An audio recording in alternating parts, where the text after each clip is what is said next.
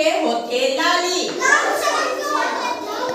चाहे हो चीनी ने पानी, सूखा होठे मिर्चा लाल, जीभ चुपराते बड़े खाली, लाली टिकली लाली चूड़ी, लाली होठे फीका। तो कैसा लगा कविता? तो बताइए इस कविता में क्या क्या लाल है बेटा? फीका लाल है, टिकली और चूड़ी और खून हमारा लाल है। और क्या है इसमें? और भिंडी की और क्या लाल हमारा? ये मिर्ची भी लाल है और ये सेंधु भी लाल है और इसका भी तरबूज का भी ये रंग क्या अंदर का लाल।